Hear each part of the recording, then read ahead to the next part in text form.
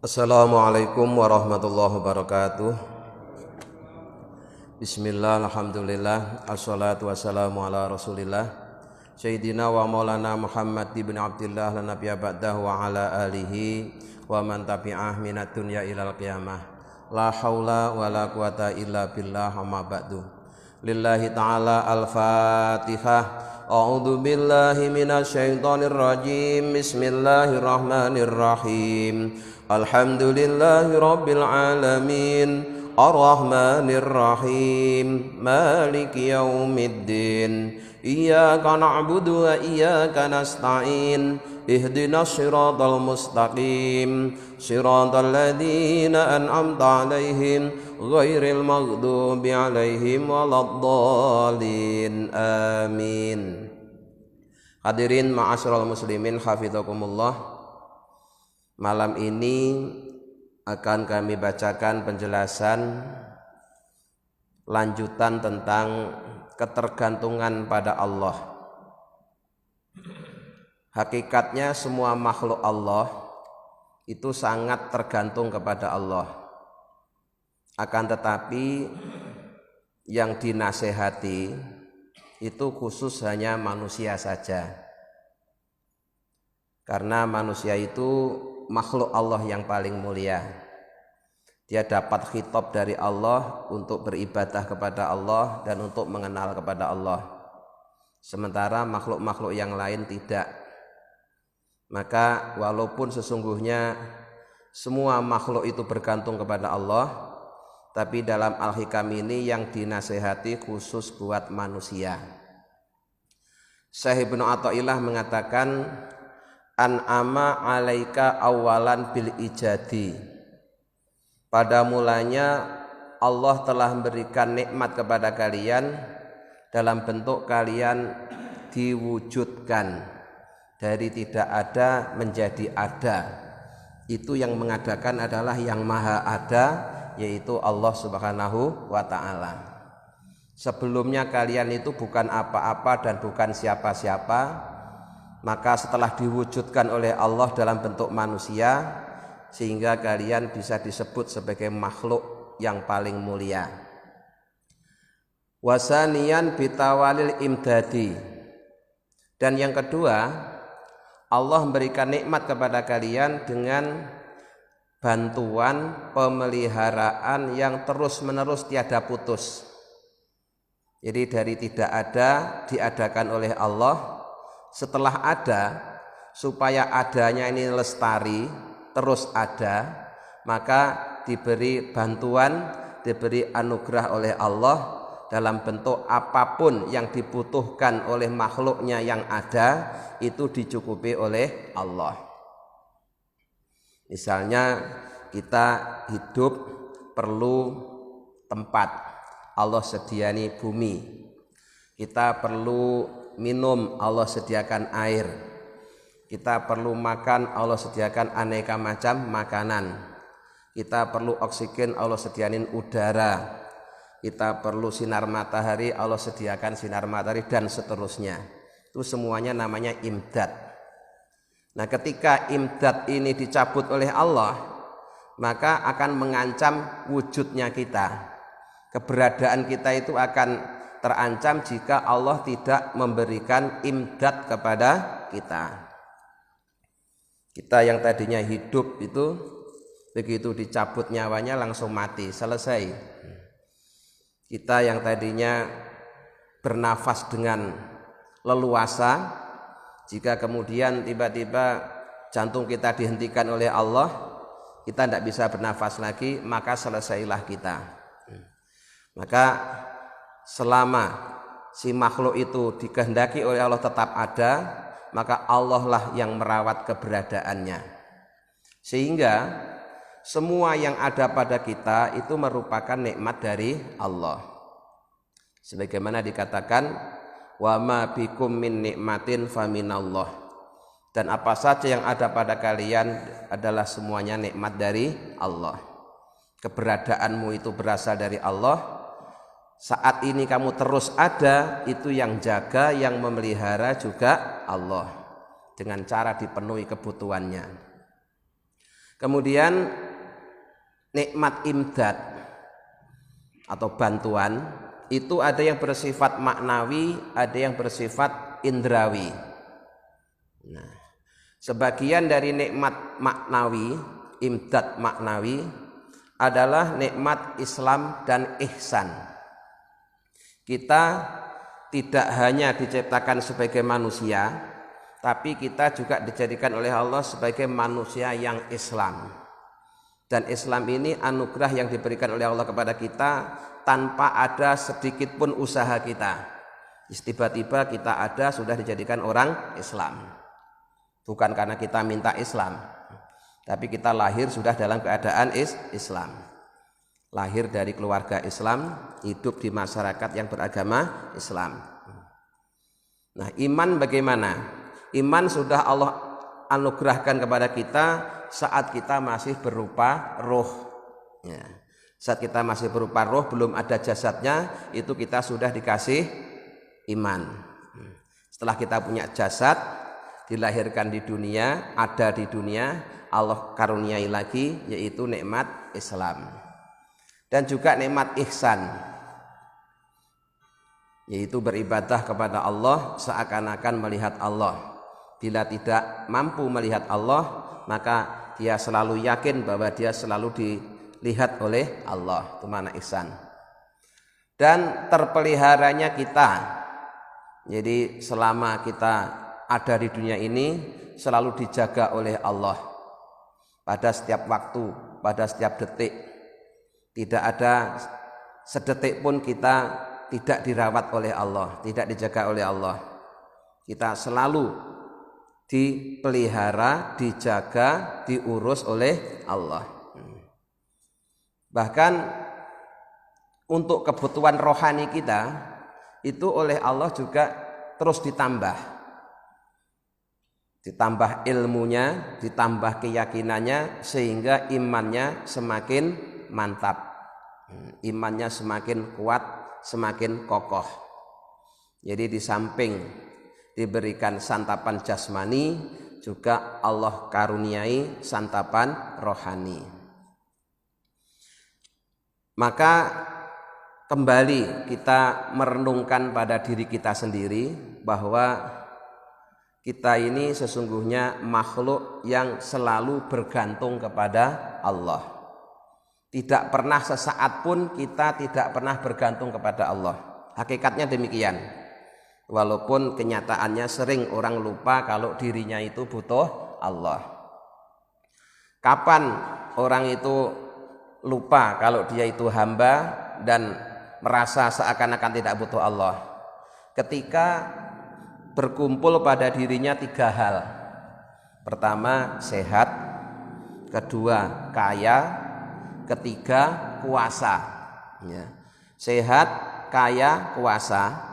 Itu jika berkumpul pada seseorang, maka bisa menjadikan orang itu seakan-akan dia tidak butuh Allah. Seakan-akan ya, kalau hakikatnya tetap butuh sebenarnya, tapi seakan-akan dia nggak butuh Allah, atau bisa menjadikan dia lupa kalau dirinya itu butuh Allah. Maka cara Allah untuk mengingatkan bahwa kita ini hambanya yang lemah, hambanya yang selalu butuh kepada Allah, 3 hal tersebut oleh Allah kadang-kadang Allah cabut. Ada orang ketika sehat nggak ingat Allah karena selalu sehat, maka oleh Allah kasih sakit. Setelah sakit akhirnya dia ingat Allah, sadar kalau dirinya itu hamba Allah yang lemah. Kemarin ketika sehat nggak ingat Allah, begitu sakit jadi ingat Allah. Berarti orang seperti ini itu sakitnya lebih baik daripada sehatnya. Kenapa? Waktu sehat nggak ingat Allah, begitu sakit jadi ingat Allah. Kedua, kaya. Banyak orang ketika kaya semuanya tercukupi, semuanya punya, dia merasa seakan-akan tidak butuh Allah. Suatu saat ketika dia miskin, jadi sadar dia butuh kepada Allah. Maka orang seperti ini miskinnya lebih baik daripada kayanya. Karena kalau kaya tidak ingat Allah, kalau miskin jadi ingat Allah. Ada juga orang yang kuasa, ya. Ketika sedang berkuasa itu tidak ingat Allah, malah menganggap dirinya sebagai Tuhan. Maka kemudian oleh Allah cabut sebagian kekuasaannya itu, akhirnya dia sadar bahwa dirinya makhluk yang lemah, selalu butuh kepada Allah. Dan ada contoh, ya, orang yang seumur-umur selalu sehat, selalu kaya, dan selalu kuasa, kemudian dia memproklamirkan dirinya sebagai Tuhan. Siapa mereka itu? Mereka adalah Fir'aun. Ya, Fir'aun itu seumur-umur tidak pernah sakit, Pak. 400 tahun tidak pernah sakit. Jangankan sakit berat, sakit ringan aja nggak pernah, flu aja nggak pernah. Ya, di Fir'aun itu flu aja nggak pernah, selalu sehat selama 400 tahun. Dan dia juga kaya karena seorang raja, kekuasaannya sangat luas. Tapi apa dampak buruknya? Dia malah menganggap dirinya sebagai Tuhan. Ana rabbukumul a'la. Dalam Al-Quran diceritakan seperti itu. Maka kalau kita kembalikan pada diri kita, ketika kita kadang sehat, kadang sakit, itu juga ada hikmahnya. Ya. Barangkali ketika sehat kita tidak ingat Allah, tapi setelah sakit malah ingat Allah. Ketika kaya kita tidak ingat Allah, setelah miskin jadi ingat Allah. Ketika masih berkuasa nggak ingat Allah, setelah tidak punya kekuasaan apa-apa, sudah pensiun ingat Allah. Berarti ada hikmahnya. Makanya di dalam Al-Hikam, Syekh Ibnu Athaillah mengikatkan kepada kita, faqotuka, ketergantunganmu kepada Allah, laka bagimu itu dzatiyatun, merupakan sifat dasar, sifat bawaan. Jadi hakikatnya memang manusia itu selalu butuh kepada Allah, walaupun kenyataannya kadang banyak yang tidak menyadari. Wa wurudul asbabi, dan datangnya aneka macam sebab itu mudzakiratun, mengingatkan laka kepadamu, bima, terhadap suatu khofiyah yang tersembunyi, alaika padamu, minha, dari ketergantunganmu kepada Allah. Karena ketika orang itu kaya, sehat, kuasa, nggak ingat Allah, nggak ingat kalau dirinya itu selalu butuh Allah, maka Allah mendatangkan sebab-sebab yang tujuannya sebab itu untuk mengingatkan si hamba tadi bahwa dia butuh Allah. Jadi yang tadinya sehat, Allah jadikan sakit, setelah sakit dia ingat Allah. Yang tadinya kaya nggak ingat Allah, jadikan fakir, setelah fakir jadi ingat Allah. Jadi fakirnya itu untuk mengingatkan kamu itu hamba, kamu itu butuh aku. Maksudnya gitu. Ketika kuasa orang nggak ingat Allah, kemudian oleh Allah cabut kekuasaannya, akhirnya sadar bahwa dirinya yang lemah butuh kepada Allah. Itu wurudul asbab. Wal faqatu dzatiyatu, sedangkan ketergantungan yang hakiki itu latar fa'uha, tidak akan dihilangkan al awaridu, oleh sesuatu yang sementara. Jadi ketergantungan kita kepada Allah itu sifatnya hakiki, maka tidak bisa dihilangkan dengan sesuatu yang sifatnya hanya nisbi atau sementara. Contohnya gini, ya. Orang sehat itu kadang-kadang Allah datangkan pengingat bahwa dia makhluk yang lemah, Allah jadikan sakit. Nah, Allah mendatangkan sakit supaya dia ingat Allah. Nah, ternyata si hamba itu ketika sakit dia minum obat. Setelah minum obat kemudian sembuh.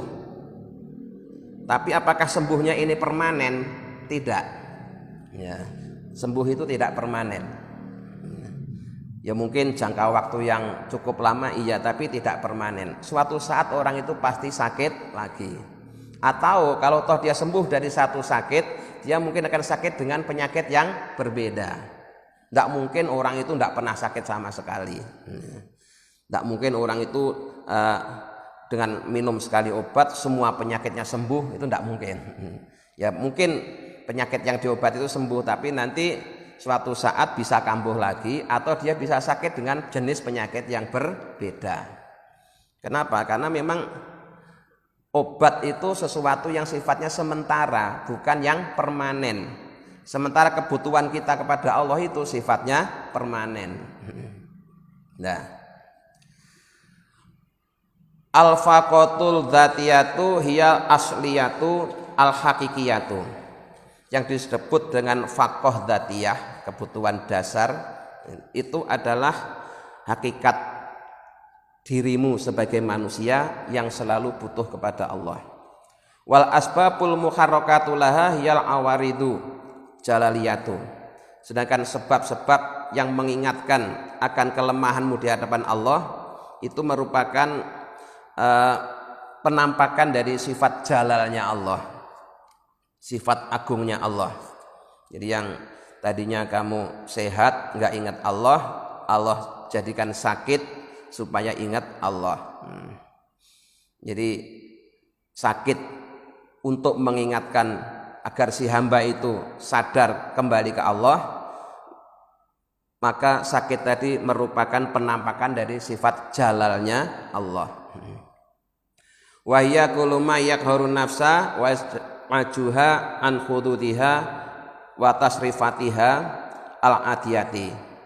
Jadi yang disebut dengan awarid, sesuatu yang sementara, atau asbabul atau wurudul asbab, datangnya sebab-sebab, ya, itu semuanya Allah gunakan untuk mengingatkan si manusia itu bahwa dia dalam kondisi apapun sesungguhnya tetap butuh kepada Allah. Manusia itu tidak bisa melepaskan ketergantungannya kepada Allah walaupun sekejap. Ya. Cuma kadang-kadang tadi dia baru sadar itu kalau yang tadinya sehat dijadikan sakit, yang tadinya kaya dijadikan miskin, yang tadinya kuasa jadi tidak berkuasa. Umumnya orang seperti itu. Tapi nanti untuk yang arifun, ya, orang yang sudah mengenal Allah itu tidak perlu wurudul asbab. Ya. Dia dalam kondisi apapun selalu ingat kepada Allah. Ketika sehat ingat Allah, sakit ya ingat Allah, kaya ingat Allah, miskin ingat Allah, kuasa ingat Allah. Ketika sudah tidak berkuasa juga tetap ingat Allah. Itu bagi mereka yang sudah mengenal Allah, bagi kelompok arifun.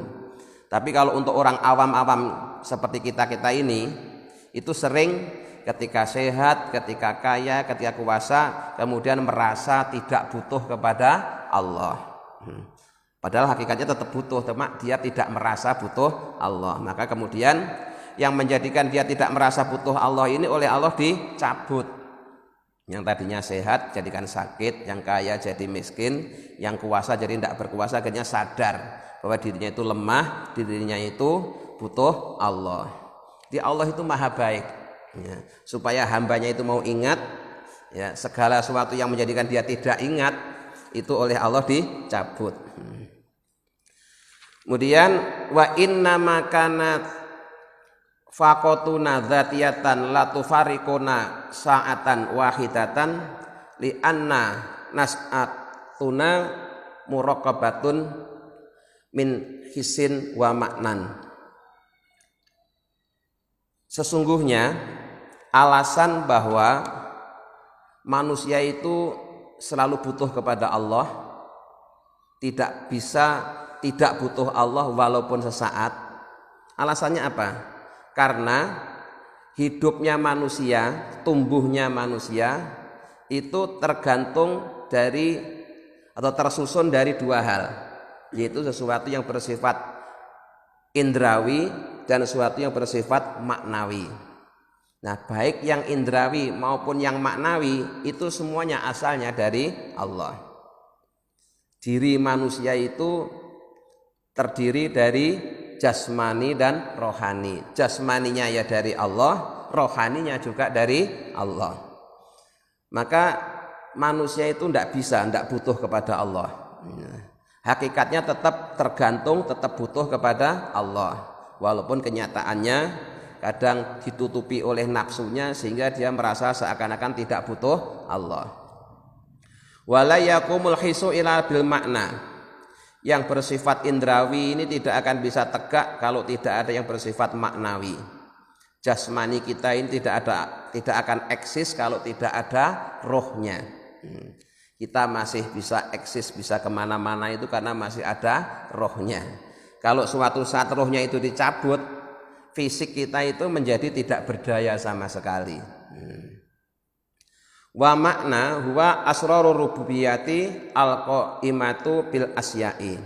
Yang dimaksud dengan makna di sini itu adalah rahasia-rahasia ketuhanan yang Allah tetapkan, Allah letakkan pada segala sesuatu. Jadi misalnya manusia gitu, yang indrawi adalah jasadnya, yang bersifat maknawi adalah rohnya.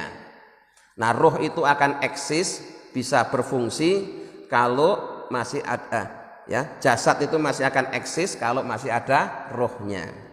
Kalau suatu saat roh itu dicabut, maka jasad yang tadinya kuat menjadi lemah. Fa asbahuna muftaqiratun fi kulli lahdhatin ila nikmatil imdad ba'da nikmatil ijad.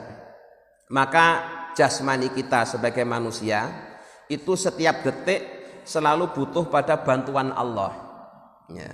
Jadi jasad kita ini setelah tadinya tidak ada, Allah ciptakan menjadi ada. Setelah ada, setiap saat, setiap detik selalu butuh kepada Allah. Jadi jasad kita ini tidak bisa berdiri sendiri. Yang bisa berdiri sendiri itu hanya Allah Subhanahu wa ta'ala. Kita hidup ini karena dihidupkan, kita ada karena diadakan, kita kuat karena dikuatkan, kita sehat karena disehatkan. Semuanya begitu. Ya, tidak ada yang berasal dari diri kita sendiri, semuanya berasal dari Allah, istilahnya nikmat imdad. Wa mal hikmatu ilal bil qudrah, tidak ada hikmah kecuali dengan kudrahnya Allah. Walal basariyatu ila birruhaniyati, tidak ada sifat kemanusiaan kecuali dengan sifat ketuhanan. Jadi jasad kita, jasmani kita itu tidak akan bisa berfungsi, tidak akan bisa bergerak tanpa ada rohnya, ya. Sehingga jasad kita ini selamanya selalu butuh kepada Allah. Warruhu sirrun min asrarillah. Sedangkan ruh yang mempengaruhi eksistensi jasmani kita itu merupakan salah satu dari rahasia Allah. Jadi tubuh kita, mata bisa melihat, mulut bisa ngomong, telinga bisa mendengar, hidung bisa mencium, itu ketika kita masih punya roh. Kalau sudah tidak punya roh, ya tidak bisa apa-apa. Tangan kita bisa kuat, kaki kita bisa kuat untuk nendang, itu juga karena masih ada rohnya. Kalau tidak ada rohnya, tidak bisa apa-apa. Bahkan Pak, ya bahkan terkadang itu walaupun masih ada rohnya, itu hanya karena sarafnya oleh Allah dijepitkan gitu aja, kita sudah tidak bisa apa-apa. Orang tadinya kuat, ya, ngangkat beban berapa ratus kilo kuat. Begitu sarafnya oleh Allah dijepit sekali aja, ya, langsung tidak bisa apa-apa. Ya, betul itu tidak sampai dicabut rohnya itu, hanya sarafnya kejepit. Ya. Hanya sarafnya kejepit aja sudah tidak bisa mengangkat beban. Nah, dan lain-lain, ya.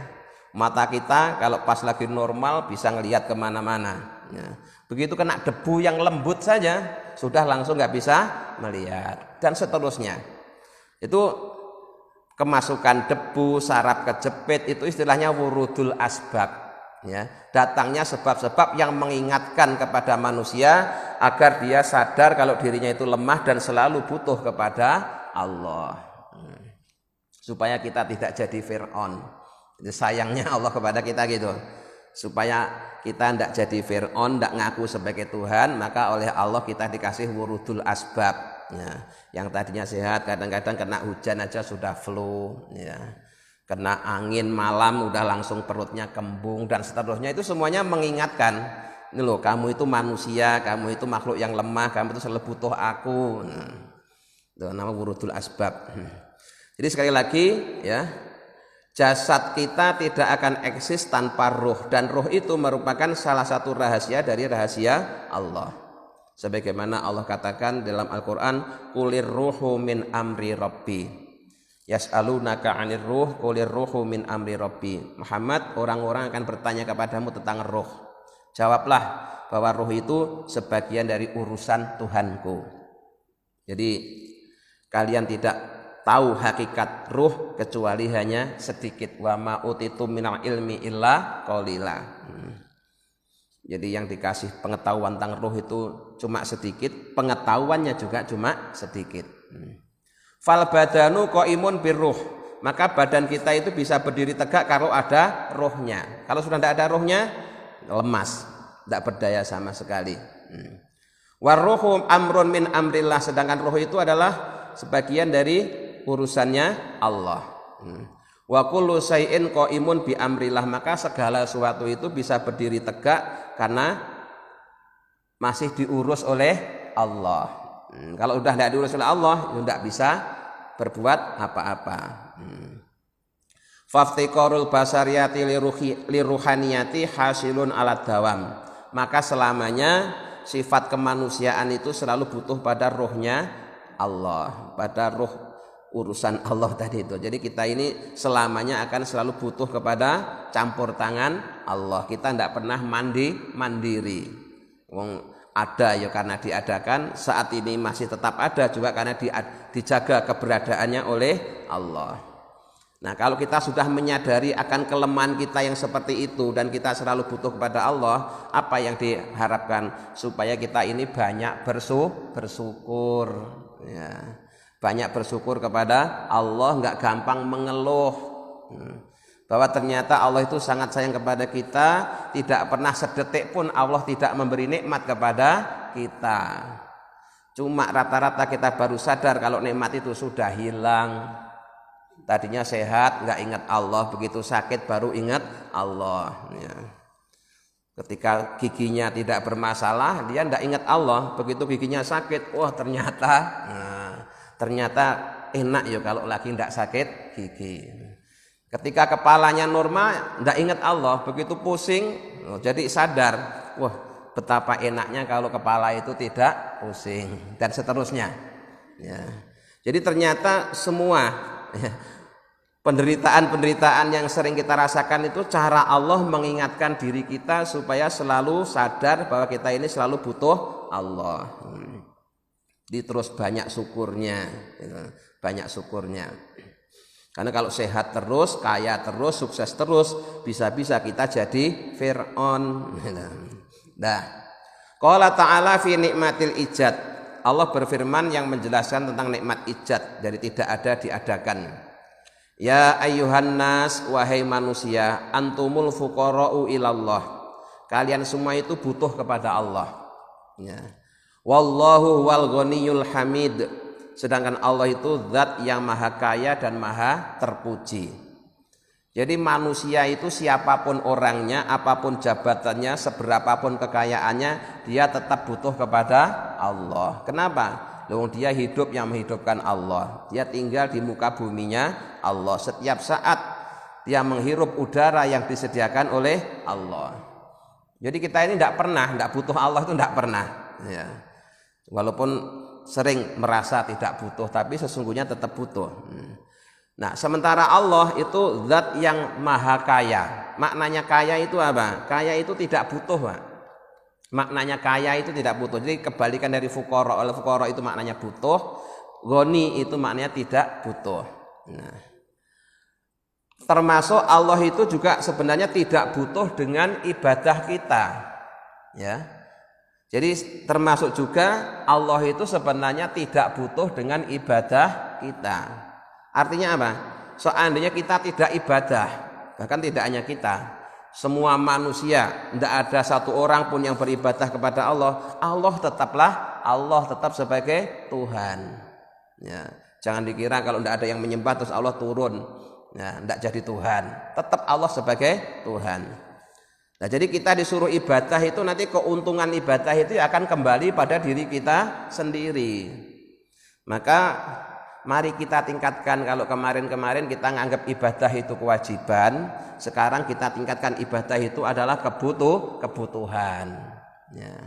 Jadi anggaplah ibadah itu sebagai kebutuhan. Kalau ibadah dianggap sebagai kebutuhan, ibadah itu ringan, Pak, dan semangat. Ya kayak bapak lagi lapar kan butuh makan kan semangat. Ya. Jadi mau makan itu semangat, haus terus butuh minum. Ketika minum ya semangat, dinikmati. Kenapa? Karena itu kebutuhan. Coba kalau bapak menganggap makan itu kewajiban, berat, Pak. Nggak pengen makan disuruh makan, nggak enak. Nggak pengen minum disuruh minum, nggak enak. Ya. Jadi kalau ibadah masih dianggap sebagai kewajiban, orang akan terasa berat menjalankan kewajiban. Tapi kalau ibadah sudah dianggap sebagai kebutuhan, maka ibadah itu kan terasa nikmat, seneng, wong kebutuhan. Nah, itulah pentingnya kita terus mengaji supaya tambah ilmu, tambah kesadarannya, tambah makrifatnya kepada Allah, tambah kenalnya kepada Allah. Nah, fahadha huwa iftiqaru ila nikmatil ijad. Ayat tersebut menjelaskan tentang butuhnya semua makhluk kepada nikmat ijad. Jadi Allah yang mewujudkan. Summa qala fi nikmatil imdad. Kemudian Allah juga menjelaskan dalam salah satu ayatnya tentang nikmat imdad, nikmat kelanjutan dari itu, pemeliharaan. Iyasya, jika Allah menghendaki, yudhirkum, kalian akan dihilangkan. Kalau sampai saat ini masih ada, berarti Allah memang menghendaki kalian tetap ada. Seandainya Allah menghendaki kalian tidak ada, kalian itu bisa dimusnahkan sekarang juga. Kemudian wayati, dan Allah mendatangkan bi khalqin jadidin, dengan makhluk yang baru.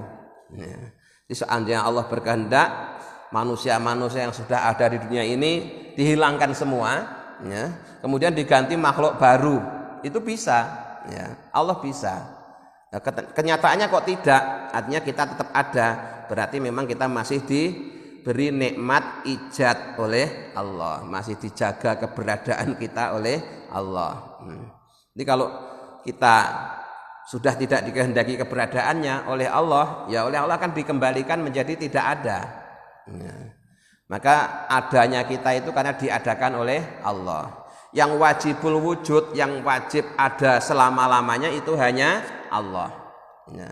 Jadi yang ada dengan sendirinya dan ada selama-lamanya itu hanya Allah. Kalau kita itu ada karena diadakan, dan adanya juga terbatas. Suatu saat kembali menjadi tidak ada. Nah, hadza huwa iftiqaruna ila nikmatil imdad. Ayat ini menjelaskan bahwa kita semua butuh kepada nikmat imdad, nikmat kelanjutan dari itu. Wa qala ta'ala fi iftiqari baqiyatil alam. Dan Allah juga berfirman bahwa yang butuh Allah itu tidak hanya manusia. Ya, yang butuh kepada Allah tidak hanya manusia, tapi semua makhluknya juga butuh kepada Allah. Itu Allah berfirman begini, innallaha yumsikus samawati wal arda antazula. Innallaha, sungguhnya Allah itu yumsiku, menahan, as-samawati, beberapa langit, wal arda, dan bumi, antazula, dari kehancuran. Nah, jadi kalau saat ini masih ada langit, masih ada bumi, itu karena masih dijaga oleh Allah. Allah masih menghendaki bumi dan langit itu masih ada, berarti masih dapat nikmat imdad. Ya, nanti kalau Allah sudah menghendaki untuk ditiadakan, nikmatnya dicabut, imdadnya dicabut, maka bumi hancur, langit hancur. Jadi yang butuh kepada Allah tidak hanya manusia, tapi semua alam semesta, semua makhluk butuh kepada Allah. Fal kaunu kulluhu qaimatun bi amri rububiyati. Maka semua makhluk itu bisa berdiri tegak sebab karena diurus langsung oleh Allah. Di alam semesta bisa berjalan dengan tertib itu karena yang ngurus Allah sendiri. Ya. Seandainya yang ngurus itu ada 2 atau 3, wah bisa kacau, Pak. Ya. Maka tertibnya perjalanan alam semesta itu menjadi bukti keesaan Allah. Ya. tertibnya perjalanan planet-planet, tidak pernah ada yang tabrakan.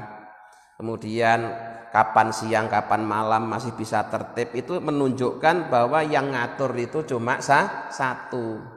Nah, dalam ilmu tauhid itu menunjukkan keesaan Allah. Ya. Sebab seandainya yang ngatur alam semesta itu ada dua Tuhan, maka sering kacau, Pak. Tuhan yang satu pengen hujan, Tuhan yang satu pengen kemarau. Wah, kacau. Tuhan yang satu pengen malam, Tuhan yang satu pengen siang. Berantem Tuhannya. Planetnya tabrakan. Wah, kacau. Nah, maka kalau saat ini alam semesta berjalan dengan tertib, ya, setiap hari matahari masih terbit dari timur, sore terbenam di barat, itu menunjukkan keesaan Allah. Sekira malam ini sampai di sini dulu. Insya Allah kita lanjutkan minggu depan. Jadi intinya mari kita sadari bahwa